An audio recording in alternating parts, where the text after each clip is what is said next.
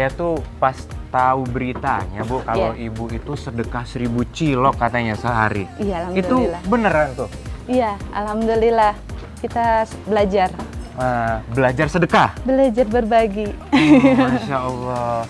Kita ada uang dibawa kabur sama pedagang. Wah. Gerobak dihilang, dibawa sambil Oke. jualan, pedagang yang gak jujur. Iya. Dari situ kita sama AA, kayaknya ini teguran ya, karena kita berhenti gitu. Terus kan emang ada yang ganjal juga ya, kalau udah dibiasain, terus kita tiba-tiba berhenti. Betul. Dari situ kita mulai lagi, kemudian kita ketemu sama masjid makan-makan. Oh iya, saya dengar tuh katanya Abah dibilang orang gila nanam pohon bikin jalan. Itu mereka awalnya memang nggak mau ngebantuin sama sekali, nggak mau ikutan. Enggak, waktu dulu enggak mau ikut gitu. Jadi kadang-kadang gitu, ini orang udah gila. Tapi Bah, setelah Abah bikin jalan, ngebantuin ojek itu, nah orang-orang tuh mulai tergerak hatinya untuk ikutan itu gara-gara apa Bah? Jadi gara-gara lihat itu sesudahnya jadi ekonomi. Oh, Sudah jadi ekonomi. setelah ada dampak langsung ya, ke mereka? dampak langsung ke mereka.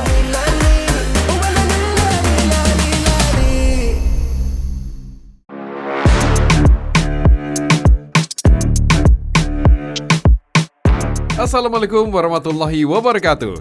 Para pejuang langit, kali ini saya membawa cerita luar biasa dari sosok pedagang cilok di Bandung, Jawa Barat. Di tengah omset penjualan yang sedang menurun dan tidak adanya keuntungan, Bu Siti dan Pak Elin malah bersedekah dengan membagikan 1000 cilok setiap hari. Masya Allah. Namun ternyata sesuai janji Allah Subhanahu wa Ta'ala, dengan amalan jalur langit sedekah ini membuka pintu rezeki yang semakin lebar. Kini dagangan cilok Bu Siti dari hanya 2 gerobak kini menjadi puluhan gerobak. Masya Allah. Bahkan omsetnya sekarang mencapai belasan juta rupiah setiap bulannya.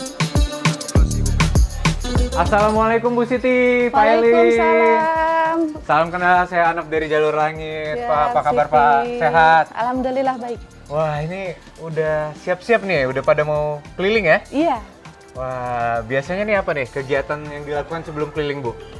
kita berdoa dulu ya, biar dikasih kelancaran, Masya biar Allah. lancar di jalannya nggak ada apa-apa, gitu, biar laris. Oke, baik. Ini kan sebentar lagi juga udah mau Udah pagi siang. nih, udah siang ya. Mm-mm. Boleh Bu, silakan biar saya juga ikutan deh. Ayo, sama-sama. Ya. Ayo, mari. Bismillahirrahmanirrahim. Sebelum berangkat, kita berdoa dulu ya sama-sama. Mudah-mudahan kita diberi kelancaran, jualannya laris manis, dan ditambah berkah ya. Al-Fatihah. Bismillahirrahmanirrahim.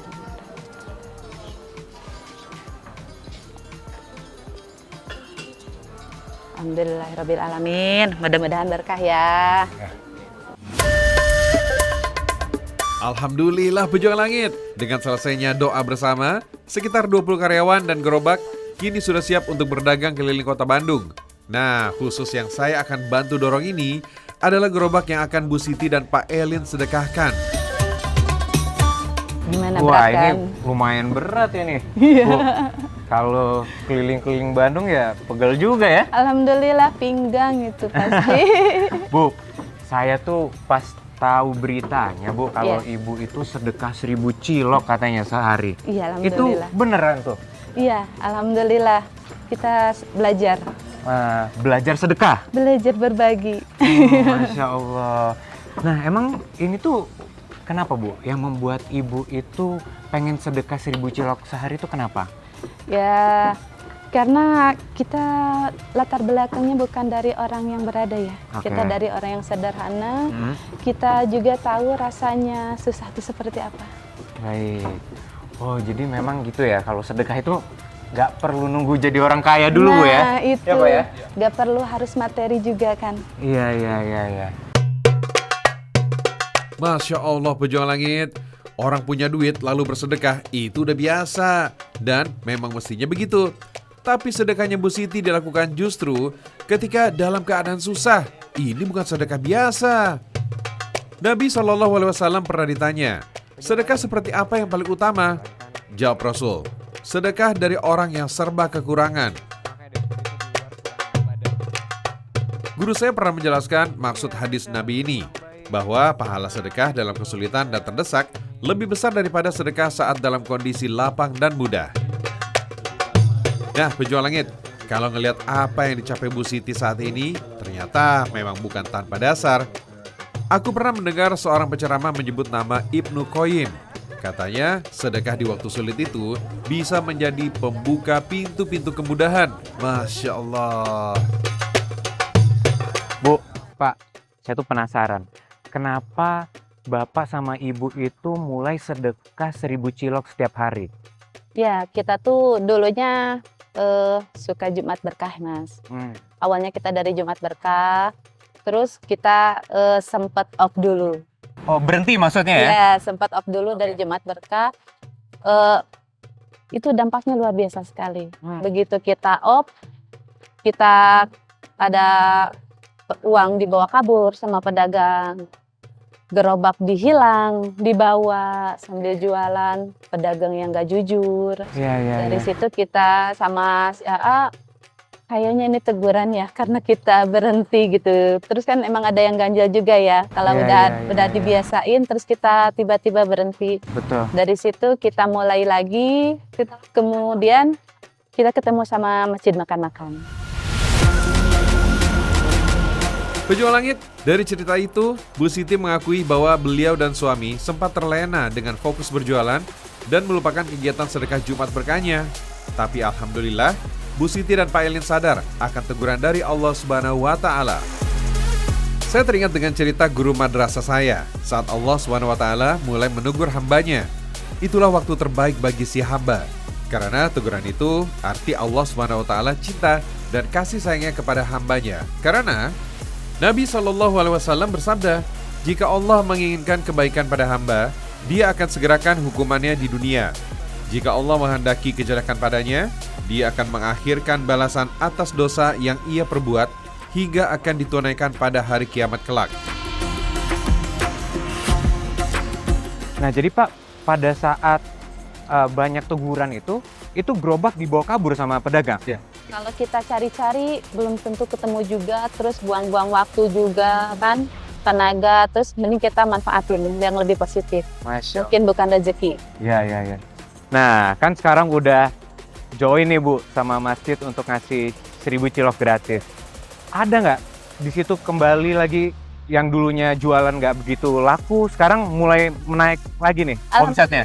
Alhamdulillah. Omset sekarang sudah mulai naik lagi. Meningkat lagi ya? Alhamdulillah.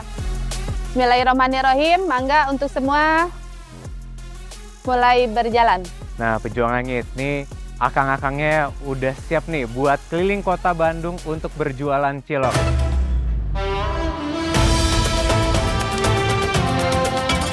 Pejuang langit, saya semakin semangat untuk menuju ke lokasi tempat sedekah 1000 cilok ini. Ya, Masjid Baitul Huda menjadi saksi bisu amalan jalur langit dari Pasutri ini. Alhamdulillah pejuang langit, saya baru aja nih selesai sholat. Alhamdulillah udah selesai, waktunya kita bantuin Bu Siti.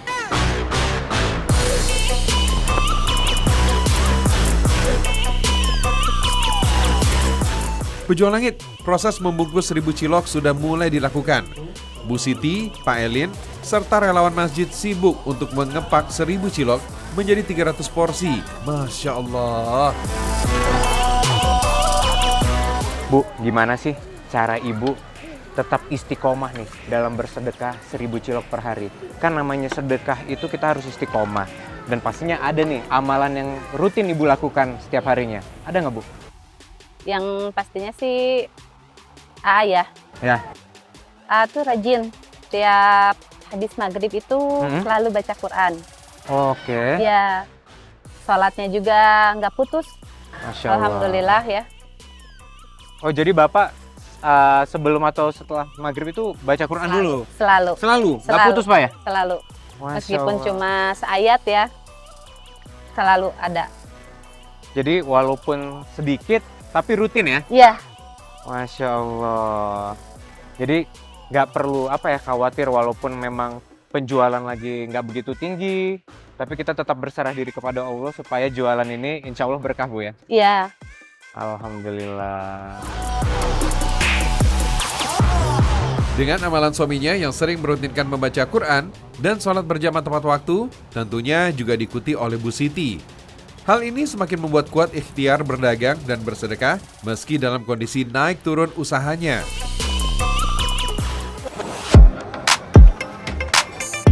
Saya semakin yakin dengan keutamaan berbagi, bahwa sedekah tidak akan mengurangi harta, melainkan menambah keberkahan. Bahkan, dalam sebuah hadis mengatakan sedekah hasil dari usaha merupakan investasi amal abadi. Masya Allah.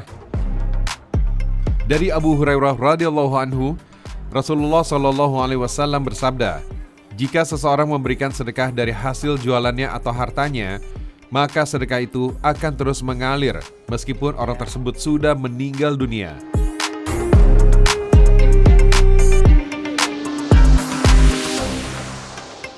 Sekarang, saya akan mengajak pejuang langit untuk mengintip Masjid Baitul Huda.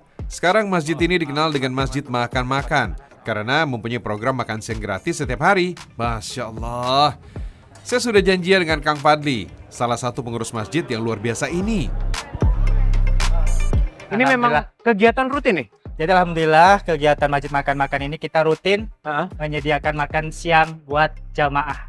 Wah, Masya Allah. Dan ini diadakan rutin setiap hari? Setiap hari buat makan siang. Luar biasa. Nah, maaf nih Kang, saya pengen tanya.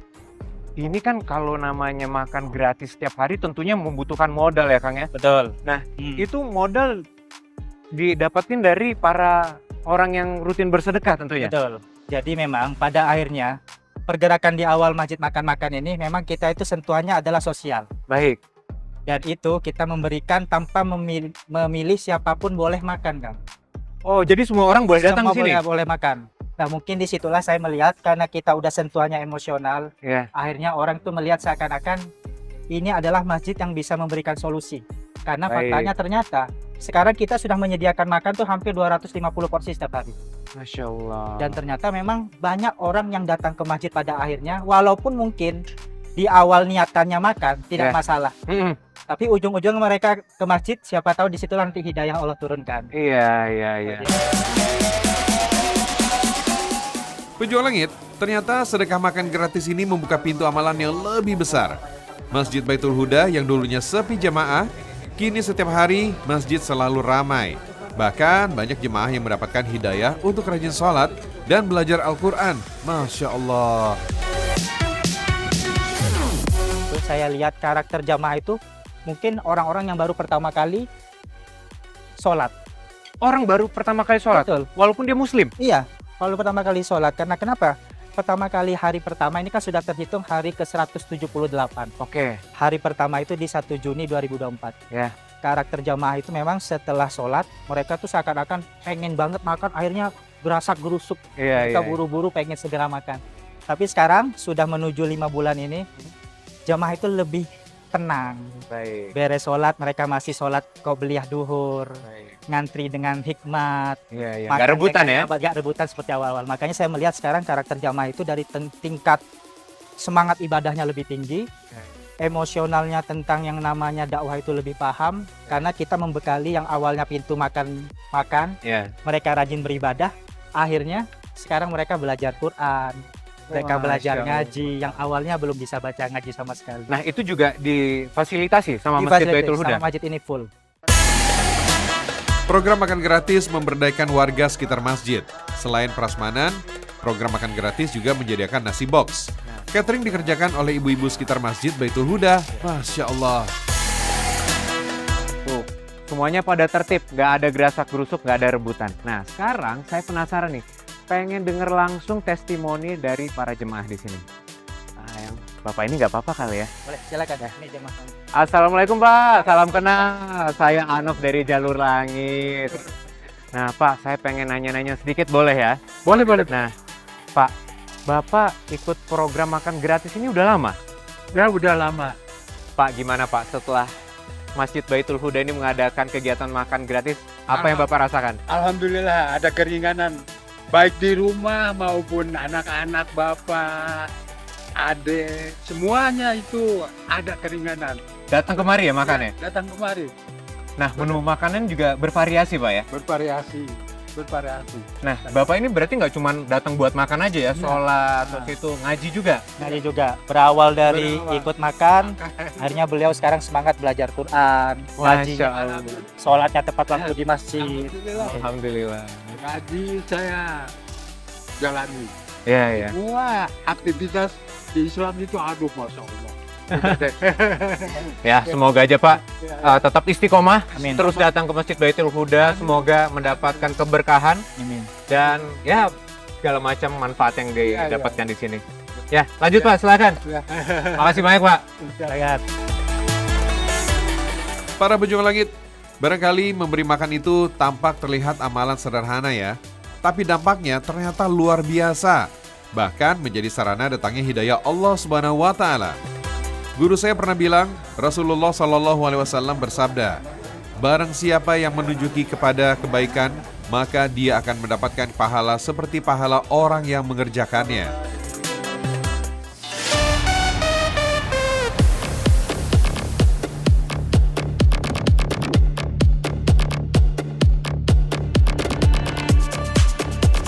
Dari Garut, Jawa Barat, saya Anov Prabowo akan mengajak pejuang langit bertemu dengan Abah Ipin, sosok tukang ojek yang memiliki jalur langit dengan serka air dan membangun jalan perkebunan di kaki Gunung Papandayan.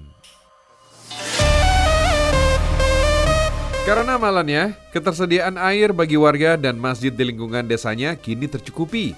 Bahkan, jalan yang beliau bangun sepanjang 5 km bermanfaat untuk distribusi hasil panen para petani. Masya Allah. Assalamualaikum pejuang langit. Pagi-pagi ini saya udah melewati medan yang ekstrim bareng sama Kang Epan nih. Kang Epan ini adalah ojek di desa Sirnajaya. Mereka ini nganterin hasil panen dari petani-petani sini. Nah, di sini tuh mereka kerja secara ikhlas loh. Luar biasa. Wah, hati-hati Kang, ada batu gede. Di sini mereka nggak dibayar. Tujuannya untuk membantu para petani di sini agar bisa menjual hasil panennya. Nah, luar biasa nih. Ini medan yang setiap hari dilewatin loh.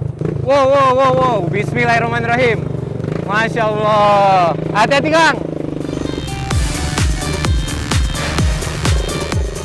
Oh, ada yang jatuh?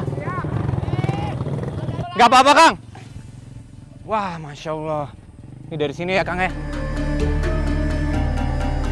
Yuk. Bismillahirrahmanirrahim. Wah. Masya Allah, ini ternyata berat banget. Wah. Pejuang langit, meski menurut saya jalan yang kami lewati ini masih terbilang ekstrim, tapi ini merupakan rute ojek gunung yang sudah sangat jauh lebih baik dibandingkan beberapa tahun sebelumnya. Dan jalanan yang saya lewati ini merupakan polesan tangan Abah Ipin yang dikerjakan selama bertahun-tahun.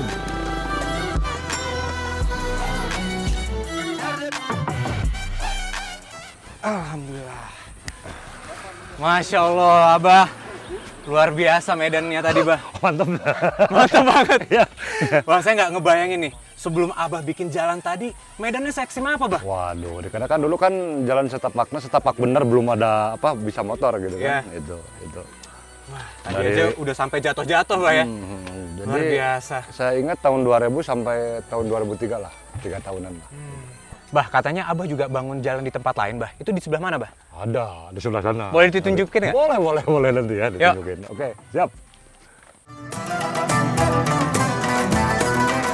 Pejuang langit, Abah Ipin menceritakan perjuangan beliau membangun jalan sendirian, menebas ranting berduri, membuka jalur, dan membuka setapak demi setapak dari pagi hingga malam hari. Alhamdulillah, berkat amalan yang luar biasa, kini kehidupan Abah Ipin semakin berlimpah rezeki. Banyak mahasiswa dari berbagai perguruan tinggi terkenal datang melakukan penelitian dan butuh pendampingan beliau. Bahkan penelitian dari luar negeri juga datang dan belajar dari Abah Ipin dengan imbalan mencapai jutaan rupiah. Abah Ipin tampaknya tengah mengamalkan pesan-pesan agama yang bernilai tinggi dalam hidup. Seperti yang disebut-sebut guru saya bahwa Rasulullah SAW bersabda, ada seorang lelaki yang membuang dahan pohon yang menghalangi jalan. Lalu ia berkata, demi Allah, aku akan singkirkan dahan ini agar tidak mengganggu dan menyakiti kaum muslimin. Maka Allah pun memasukkannya ke surga. Itu kalau udah ada jalan. Baik, berarti Abah ngojek dulu, selesai ngojek, baru ngerjain ini? Baru kayak gini. Kadang-kadang sampai malam jam 12 kalau lagi itu. Kalau lagi apa? Bulannya bagus. Sampai malam tuh. Pakai lampu tapi kan? Nggak pakai? Enggak. Jadi cahaya dari bulan aja? Iya, enggak. Masya Allah. Makanya disebut orang gila itu. Oh iya ya, saya dengar tuh katanya Abah dibilang orang gila, nanam pohon, bikin jalan. Ya. Itu mereka awalnya memang nggak mau ngebantuin sama sekali, nggak mau ikutan. Enggak, waktu dulu enggak mau ikut gitu. Jadi kadang-kadang gitu, ini orang udah gila. Tapi Bah, setelah Abah bikin jalan, ngebantuin ojek itu, nah orang-orang tuh mulai tergerak hatinya untuk ikutan itu gara-gara apa Bah? Jadi gara-gara lihat itu sesudahnya jadi ekonomi. Oh, Sudah jadi ekonomi. setelah ada dampak langsung ya, ke mereka? dampak langsung ke mereka gitu. Bah, kegiatan Abah sekarang selain dulu kan bikin jalan, Ya, ada kegiatan lagi nggak Bah ada. yang membantu masyarakat? Ada air tuh. Air? Air dikenakan kan sempat kekurangan air tuh. Ah. Jadi juga dikenakan itu musim musola, nggak ada airnya, ke masjid kurang gitu. Coba hal dibantu. Coba saya menggali itu. Gali sumber mata air? Mata air Wah, emangnya kenapa dulu di sini kering? kering itu waktu itu, kering nggak ada apa, kekurangan air lah, kekurangan maupun bukan kekurangan air karena kan banyak diambil sama masyarakat untuk ke kebun.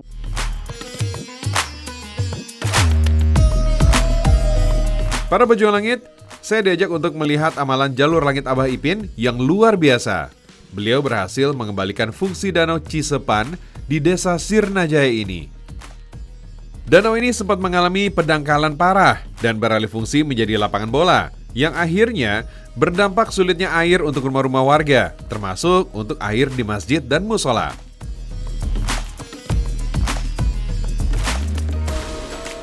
Pejuang langit, awalnya Abah menyangkul dan mencari aliran mata air sendiri, sampai akhirnya beliau mendirikan komunitas Rawayan yang merupakan komunitas ojek cinta lingkungan.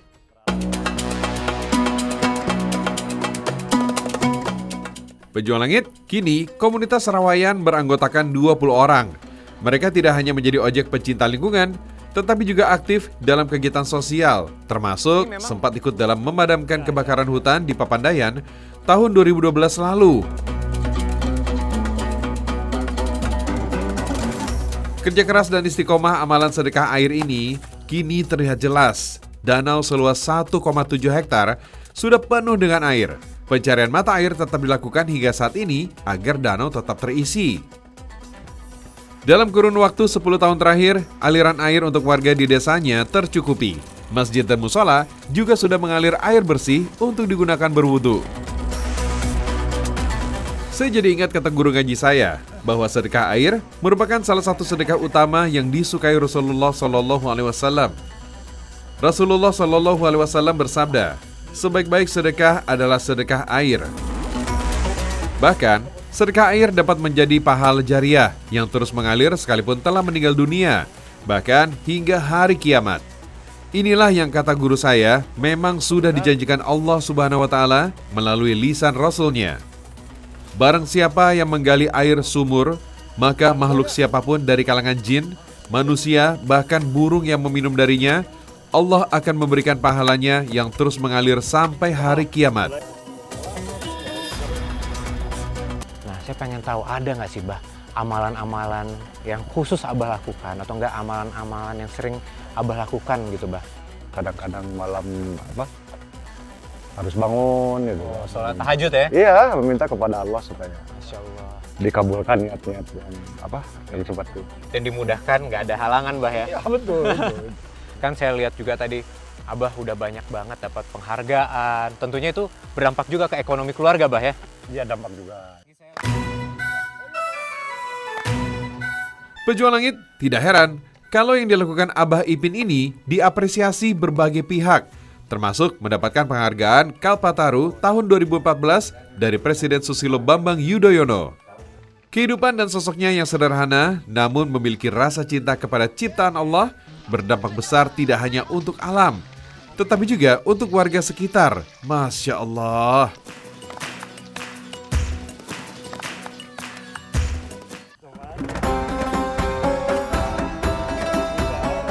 Pejuang Langit, amalan yang dilakukan Abah Ipin telah berbuah manis di dunia dan menjadi tabungan tak terkira di akhirat. Sekarang, saya baru mengerti apa yang selalu diajarkan oleh guru ngaji saya, bahwa sedekah air termasuk amalan jalur langit yang sangat istimewa. Karena air adalah sumber kehidupan dan sarana keberlangsungan makhluk hidup di bumi Allah Subhanahu wa Ta'ala, sebagaimana firman Allah Subhanahu wa Ta'ala. Dan dari air kami jadikan segala sesuatu yang hidup. Maka, mengapakah mereka tiada juga beriman? Kata Ustadz, kita harus ngaji Quran itu tiap hari kalau bisa. Ya. Walaupun bagaimana kita sibuknya kita, walaupun kita sedang sakit, itu jangan ditinggalkan. Makanya ibu kalau ngaji Quran, walaupun satu ayat, tapi kita harus rutin.